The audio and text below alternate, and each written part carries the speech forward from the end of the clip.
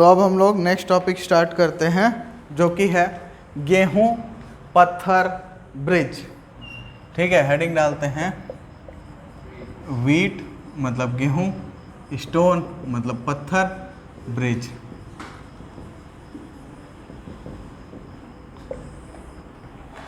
ठीक है तो व्हीट स्टोन ब्रिज कुछ नहीं है, ये ना 4 रेजिस्टेंस का एक अरेंजमेंट है।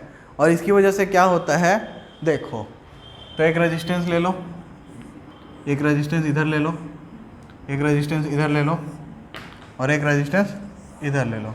इस तरीके से मैं 4 रेजिस्टेंस R1 या R1 छोड़ो, हम लोग PQRS लेते हैं। ठीक है, तो PQRS ये 4 रेजिस्टेंस हमारे पास हैं। तो इन चारों को हम लोग अरेंज करते हैं।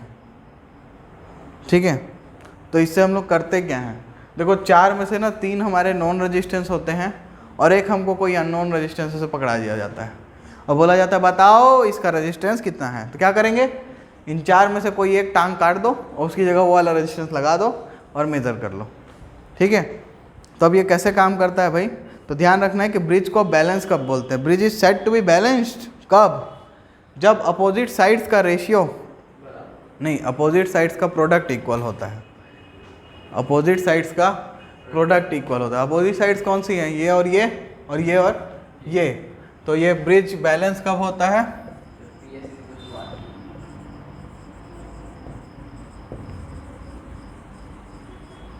कब, जब अपोजिट साइड्स का प्रोडक्ट बराबर होता है। बट ये ऐसा लिखना कोई पसंद नहीं करता, हमेशा लोग ऐसा लिखते हैं, ऐसा, या P/Q is equal to R/S generally लिखा जाता है। तो तुम लोग जैसा चाहो वैसा यूज़ कर सकते हो, ऐसा कोई इसमें ज़रूरी परसेप्शन नहीं बना हुआ है। बट ये किताबों में ये लिख के मिलेगा तुमको कि P/Q is equal to R/S। ठीक है, और जनरली बुक वाले करते भी क्या हैं, तो वो इस S को हमेशा अननोन रेजिस्टेंस मानते हैं। इस S को हमेशा अननोन रेजिस्टेंस मानते हैं। तो S की वैल्यू को वो फाइंड करते हैं, S को इधर भेज के, बाकी दोनों को इधर भेज के RQ/P से।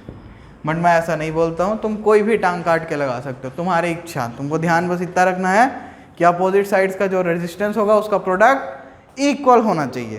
तो ये याद करना ज़्यादा आसान होता है। यहाँ तक कोई दिक्कत? तो ये जो सारे हैं ना, तो यहाँ पे P और जो Q है, अब देखो सर्किट कैसे बनता है। तो हम लोग इस 2 एंड पे सप्लाई करते हैं, इस 2 एंड पे अपना बैटरी लगाते हैं, स्विच लगा दिया, सर्किट कंप्लीट कर दिया। ठीक है, तो मान लो ये बैटरी ई का है, सेल लगा लो, बैटरी क्यों लगा रहे हो, बुक में जैसा है वैसे ही कर लो, फिर भूलोगे। तो ये EMF ई का है, तो ये करंट I फ्लो कराएगा, ऐसा हम लोग एज्यूम कर लेना है। अब हम क्या करेंगे, देखो जिन 2 पे सप्लाई दिए हो ना, उसके अलावा जो बचे 2 हैं उनके बीच में लगा दो एक गैल्वेनोमीटर। क्या लगा दो, गैल्वेनोमीटर। तो अब क्या करेंगे हम लोग पता है, गैल्वेनोमीटर में रीडिंग जब 0 होगी ना तभी ब्रिज बैलेंस होगा, ध्यान रखना। तब हम लोग क्या करते हैं, देखो बता दे रहा हूँ मैं। तो ये P और Q, इन दोनों को बोला जाता है रेशियो आर्म। P और Q को क्या बोलते हैं, रेशियो आर्म। और R को बोलते हैं स्टैंडर्ड आर्म। और S को क्या कुछ नहीं बोलते हैं, अननोन आर्म बोल लो, जिसकी वैल्यू फाइंड करनी है हमको। ठीक है, तो अब हम क्या करेंगे, अब हम फाइंड करेंगे कंडीशन किसकी, बैलेंस कंडीशन। क्योंकि हमने बता दिया आपको ये होता है, बट पूछोगे ना यार क्यों होता है सर, सबूत दो। बिना सबूत के हम नहीं मानेंगे, हम नहीं मानेंगे, बिल्कुल नहीं मानेंगे। तो चलो let's derive the condition for balance of the bridge. तो ये स्टैंडर्ड आर्म हटाओ यहाँ से, ये भी हटाओ और ये भी हटाओ। हाँ, तो अब बैलेंस करना है। ठीक है, तो I करंट जा रहा था, ये तो गैल्वेनोमीटर मान लो IG करंट ले लिया, गैल्वेनोमीटर करंट IG, ठीक है। अब इधर मान लो I1 करंट चला गया, इधर I2 करंट, मान सकते हो ना भाई। और KCL लगा के I1 plus I2 is equal to I भी लिख सकते हो। अब इस नोड पे या इस जंक्शन पे देखोगे तो I करंट आ रहा है, IG करंट नीचे जा रहा है, तो इधर कितना करंट जाएगा, I1 माइनस IG। आया बात समझ में कि नहीं आया? अब यहाँ देखो इस जंक्शन पे देखो I2 करंट आ रहा है, IG करंट भी आ रहा है, तो इधर कितना आएगा, I2 प्लस IG। क्या यहाँ पे वापस I जाएगा, IG खल्लास, I1 प्लस I2 जाएगा। इसका मतलब वो तो वही तो I है ना। हाँ भाई साहब, हमने बहुत सही तरीके से इसका KCL लगा लिया है।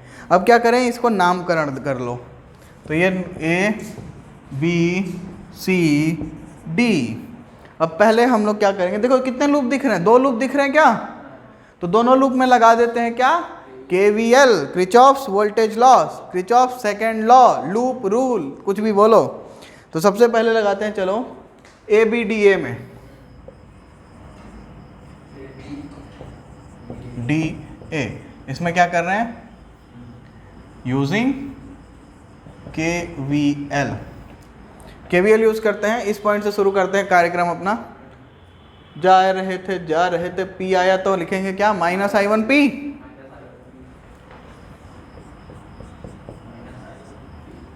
अब देखो यहाँ हमने करंट माना नहीं है। क्यों नहीं माना है करंट, क्योंकि हमारे पास हर एक ब्रांच की करंट पता है ना। तो मैं इसमें से घूमूंगा, जो मेरे सपोर्टिव करंट होंगे उनको मैं अपने सेम फॉर्मूले से लूंगा, और जो करंट उल्टा जाएंगे उनको उल्टा ले लूंगा। आगे बढ़ते हैं। गैल्वेनोमीटर का रेजिस्टेंस RG मान लो,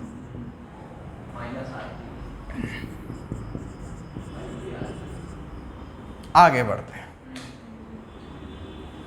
माइनस RI2 मैं लिखना चाहता हूं ब्यूटी, बट I2 तो मेरे को अपोजिट है, I2 तो मेरे अपोजिट है, तो उसको मैं माइनस I2 ले लूंगा,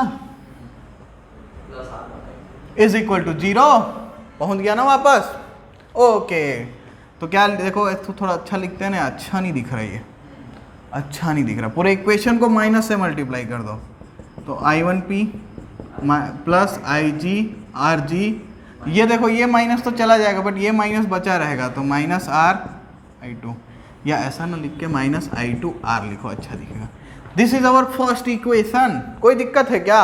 अब दूसरे में KVL लगा सकते हैं, हाँ लगा सकते हैं भाई। तो BCDB, कौन सा लूप, BCDB। चलो इसमें लगाते हैं KVL। कहाँ से शुरू करें, चलो B से शुरू करते हैं। Minus Q I1 minus IG, ठीक है ना, minus Q I1 minus IG, minus S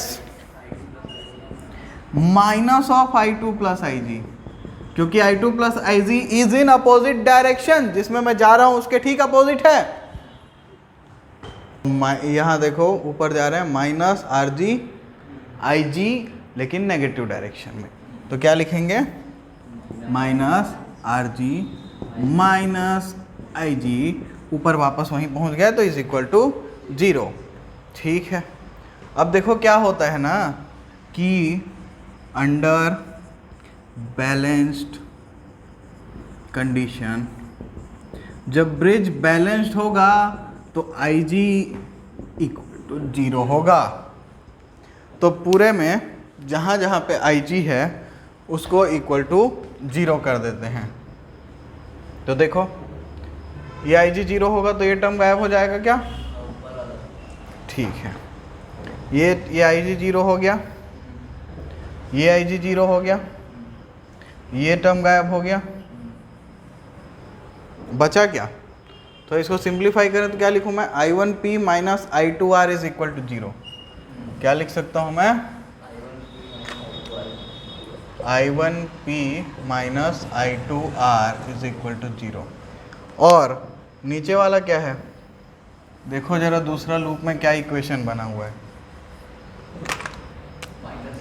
minus I1Q plus I2S is equal to 0। अच्छा, तो यहाँ से मैं I1P is equal to I2R और यहाँ से I1Q is equal to I2S लिख सकता हूँ क्या? अब अगर मैं इन दोनों इक्वेशन को डिवाइड कर देता हूँ तो मेरे को क्या मिलेगा? I1P divided by I1Q is equal to I2R divided by I2S। तो I2 कट गया तो क्या मिला? P upon Q is equal to R upon S। और मैंने आपको क्या याद करने के लिए बोला है कि P into S is equal to R into Q, यही था। तो बैलेंस कंडीशन डिराइव हो गई कि व्हेन बैलेंस्ड अपोजिट आर्म्स का जो प्रोडक्ट होगा वो इक्वल होगा या P upon Q is equal to R by S होगा। बात समझ में आई क्या? तो ये हमने प्रूव कर दिया। अब देखो व्हीटस्टोन ब्रिज सेंसिटिव कब होगा? जब हम हल्का सा रेजिस्टेंस में चेंज करेंगे और हमारा गैल्वेनोमीटर ज़्यादा डिफ्लेक्शन दे देगा। ठीक है, और ये दो चीज़ों पे डिपेंड करेगा, ये चारों आर्म के रेजिस्टेंस पे डिपेंड करेगा और बैटरी और गैल्वेनोमीटर की पोजीशन पे डिपेंड करेगा। ठीक है, तो इस मेथड से क्या क्या क्या फ़ायदा होता है? देखो, ये एक नल मेथड है, तो इस नल मेथड में सेल का इंटरनल रेजिस्टेंस और गैल्वेनोमीटर का जो रेजिस्टेंस होगा वो नल पॉइंट को डिस्टर्ब नहीं करेंगे। जो हमको जहाँ पे जीरो मिलना है उसी पॉइंट पे मिलेगा। ठीक है, और इसमें हम लोग कोई भी करंट या पोटेंशियल का मेजरमेंट करते ही नहीं हैं, तो रेजिस्टेंस और वोल्टमीटर लगाने की ज़रूरत ही नहीं है, तो उनका जो रेजिस्टेंस है उसकी भी ज़रूरत ही नहीं है। तो इसका मतलब हमारा काम आसानी से हो जाएगा और एक्यूरेट भी होगा। और उसके अलावा क्या है कि यहाँ पे हम लोग जितना ज़्यादा P और Q के रेशियो आर्म्स P और Q है उसके रेजिस्टेंस को अगर मैं बढ़ाते जाऊँ तो मेरे को ज़्यादा एक्यूरेट मेजरमेंट मिलेगा अननोन रेजिस्टेंस का। ठीक है, तो अब हम लोग इस व्हीटस्टोन ब्रिज के यूज़ से एक इंस्ट्रूमेंट बनाते हैं जिसको हम लोग बोलते हैं मीटर ब्रिज।